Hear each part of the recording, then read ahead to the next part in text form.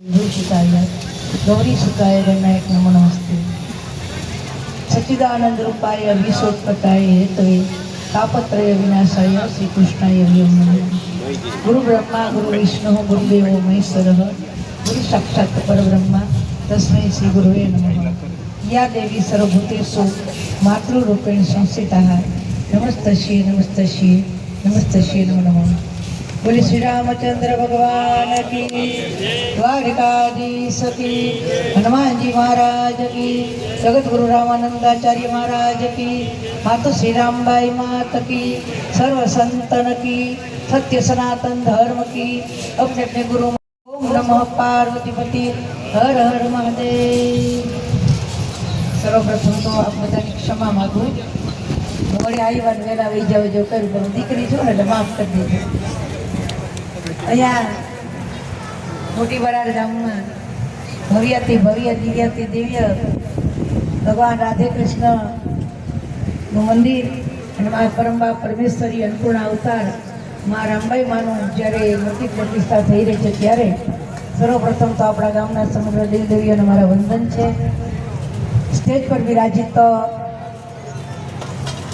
મારા કાકા ગુરુ કહેવાય અને મારા સદગુરુ કહેવાય દ્વારા મોહન શ્રી 1008 અમરામદાસ બાપુ અને મંગી સાહેબ, મારા ગુરુભાઈ એવા પૂજ્ય ગુરુદાસજી મહારાજ જેની વાણીમાં દિવ્ય તાકાત છે એવા પૂજ્ય વશિષ્ઠનાથજી महाराज અને જે તપસ્વી દેવી છે એવા પૂજ્ય જસુમૈયા પૂજ્ય લાભમૈયા, અમારા ગુરુભાઈ પૂજ્ય બાપુ બ્રહ્મદેવ વસુ મહારાજ અને આ જે યજમાન બન્યા છે જે માળીઓ એને ખૂબ ધન્યવાદ હું આપું છું।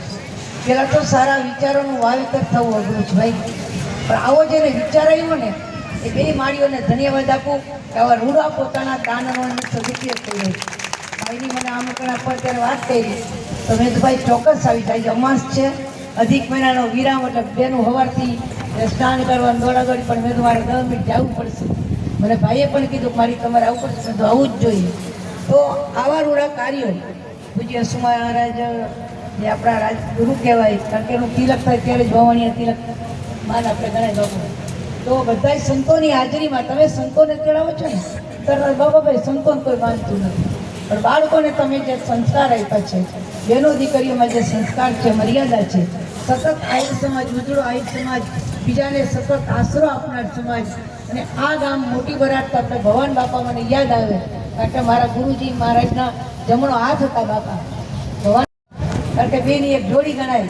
અને આજ મને ખૂબ આનંદ થાય, મેં બાપુને તરત કીધું જે ચોકમાં અમે આવીએ દર વાર અહીંયા જવાનું ને, તો કે હા દર વર્ષે આવા રૂડા કાર્યો થાય છે।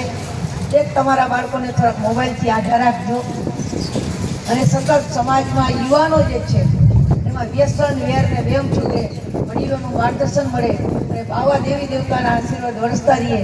મને ક્ષમા કરજો, દાદીઓ રોકાઈશ પણ નહીં, પણ મેં તો જવું જરૂરી, મને સંતો બહુ જાણવે। અમારા આજે સંતો રહ્યા ને સીધું જેમ કે માતાજીને માઇક થઈ ગયું એ મને સમજે છે। હું નવા અવતાર આવી છું, મને કંઈ રોગ નહોતો, ન્યુમોનિયા થઈ ગયું તો ધબક ધબક અરખી થઈ ગઈ, પણ મને મારા સંતોને ધન્યવાદ।